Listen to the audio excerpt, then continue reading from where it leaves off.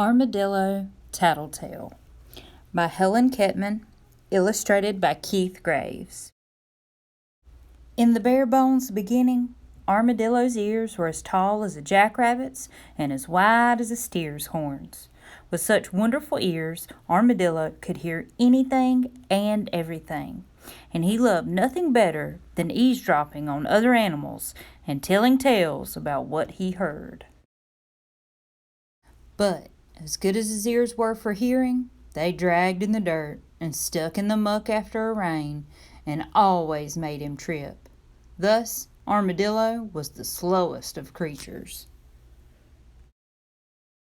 And since the other animals disliked him for telling tales, they beat him to the watering hole every day and forced Armadillo to scrounge through the mud for a puddle of murky water to drink. It tasted awful and practically made him sick, so he drank as little as possible and was always thirsty. One day, as Armadillo stumbled around searching for a puddle, he overheard Egret whisper to Turtle, "Blue Jay's feathers are looking a bit scraggly. I wonder if the poor bird is sick. I'll call on him tomorrow to see if I can be of help." But Armadillo went to Blue Jay first, twitching his little tail as he spoke. "I heard Egret talking about you," he said in a sing-song voice. "She thinks you're scraggly looking." Blue Jay squalled and he bawled, and he squawked and he gawked, and he otherwise threw one humongous hissy fit. When Egret heard what had happened, she went straight away to Armadillo.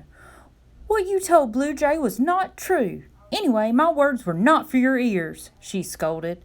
She pecked his ears good and proper, and gave him the what for, and the how come, and the why not.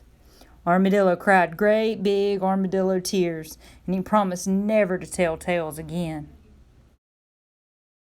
But the next day, while searching the mud for a sip of water, Armadillo heard Muskrat and Butterfly talking, and he hid in the bushes to listen. "Rattlesnake's rattles used to be terribly out of tune, but now they sound wonderful. She must be taking music lessons," said Muskrat. Armadillo tripped over to where Rattlesnake lay warming herself in the sun. He shifted his weight from foot to foot in an awkward armadillo dance. Rattlesnake opened an eye, and Armadillo grinned. "I heard Muskrat talking about you. He said your rattles sound terrible and out of tune." Rattlesnake rattled and she prattled and she fussed and she cussed and she otherwise threw one humongous hissy fit. When Muskrat heard what had happened, he scurried to Armadillo. "You twisted my words into something I did not say," he shrieked. "Besides, my words were not for your ears." And he whacked his tail at Armadillo and gave him the what for, and the how come, and the why not. Armadillo cried buckets of tears, and he promised never, ever to tell tales again.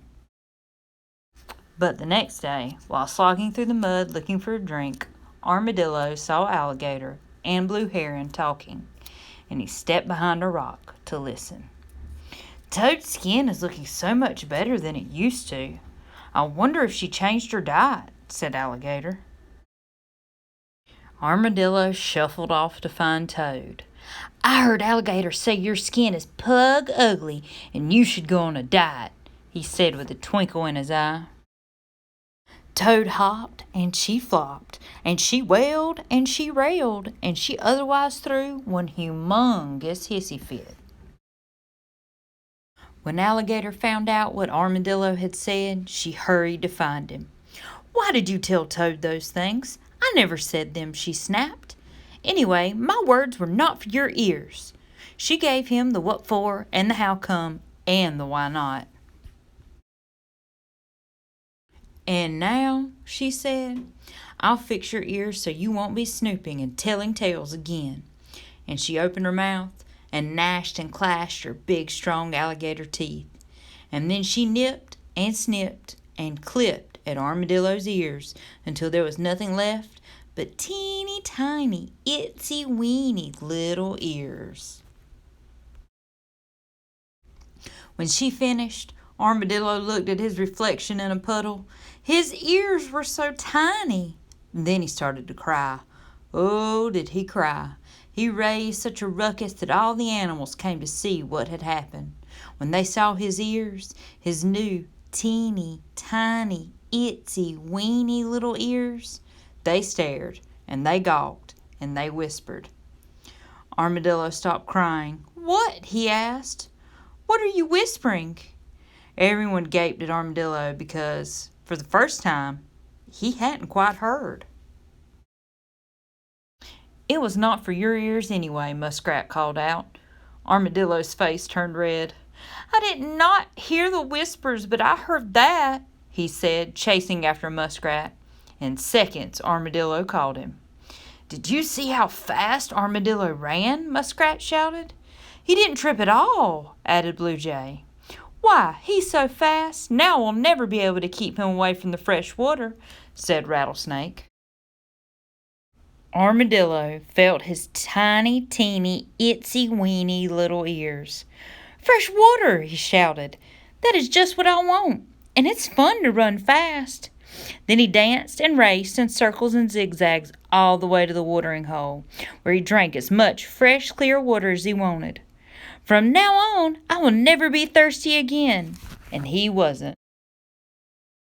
He also stopped telling tales, for even though he could hear with his tiny, teeny, itsy, weeny little ears, he couldn't overhear the other animals' conversations. To this day, armadillos have small ears. They always drink their fill of fresh water, and you may hide in the bushes and listen as long as you like, but you'll never ever catch an armadillo telling tales.